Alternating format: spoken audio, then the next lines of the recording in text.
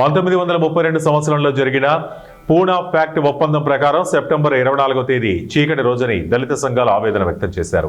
ఏలూరు నగరంలోని ఎన్ఆర్పేటలో జరిగిన కార్యాలయంలో విలేకరుల సమావేశం నిర్వహించారు. ఈ సందర్భంగా వివిధ దళిత సంఘాలు రౌండ్ టేబుల్ సమావేశం నిర్వహించారు. ముందుగా డాక్టర్ బిఆర్ అంబేద్కర్ విగ్రహానికి పూలమాల వేసి నివాళులర్పించారు. అనంతరం జరిగిన విలేకరుల సమావేశంలో ఆల్ ఇండియా దళిత బహుజన యువజన సంఘం జాతీయ కార్యదర్శి మెండం సంతోష్ కుమార్ మాట్లాడుతూ 1932లో జరిగిన సమావేశాన్ని చీకటి రోజుగా అభివర్ణించారు. డాక్టర్ బిఆర్ అంబేద్కర్ చెప్పిన విధంగా ఓటు అనే ఆయుధంతో షెడ్యూల్ కులాల వ్యక్తులను స్వయంగా ఎన్నుకోవడం ద్వారా రాజ్యాధికారం నిలబడుతుందన్నారు. రౌండ్ టేబుల్ సమావేశంలో మరి మూడింటికి అటెండ్ అయినటువంటి బాబాసాహెబ్ అంబేద్కర్ మరి గాంధీ గారు మొదటి రౌండ్ టేబుల్ సమావేశానికి అటెండ్ అవ్వాల. అక్కడ ఏం జరిగింది కూడా ఆయనకు తెలియదు.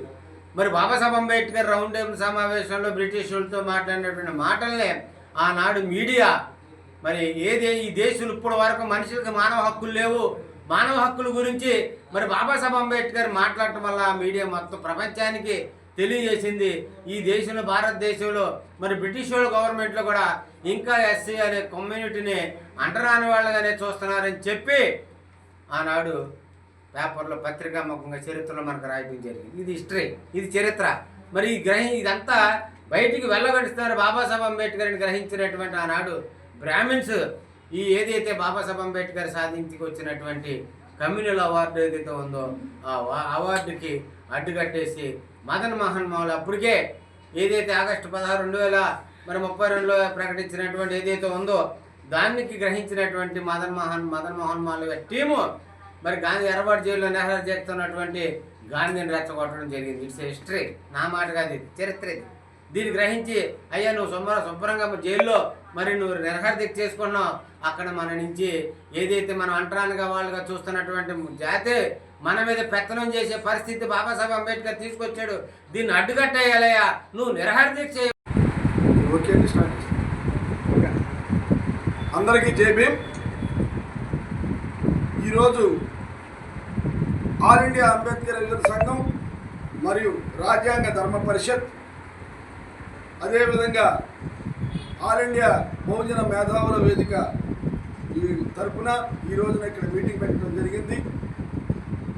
నవభారత రాజ్యాంగ నిర్మాత భారతరత్న డాక్టర్ బాబాసాహెబ్ అంబేద్కర్ గారు 1932 సెప్టెంబర్ 24న ఈ భారత జాతి మొత్తం మహాత్మా గాంధీ జాతిపిత అని పిలుచుకునేటువంటి మోహన్ దాస్ కరమ్చంద్ గాంధీ గారికి కరుణామయుడై ప్రాణభిక్ష పెట్టినటువంటి రోజు 1932 సెప్టెంబర్ 24.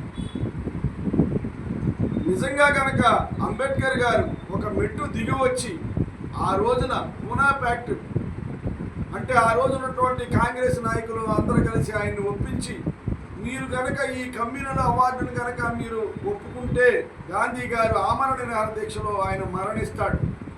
మరణిస్తే భారతదేశం యొక్క చరిత్ర వేరే విధంగా ఉంటుంది, అల్లకొలం అవుతుంది సమాజం. మీరు దయచేసి ఆయనకి ప్రాణభిక్ష పెట్టండి అని ఒకవైపు కాంగ్రెస్ నాయకులు, ఒకవైపు మరి గాంధీ గారి యొక్క కుటుంబ సభ్యులు అందరూ కూడా ఆయన మీద ఒత్తిడి తీసుకొస్తే ఆనాటి పరిస్థితులను అనుసరించి ఆయన పూనా ప్యాక్ట్కి ఆయన ఒప్పుకోవటం జరిగింది. అయితే ఈ పూనా ప్యాక్ట్ షెడ్యూల్ కులాల రాజ్యాధికార స్వేచ్ఛకు చీకటి రోజు అని అన్నాం.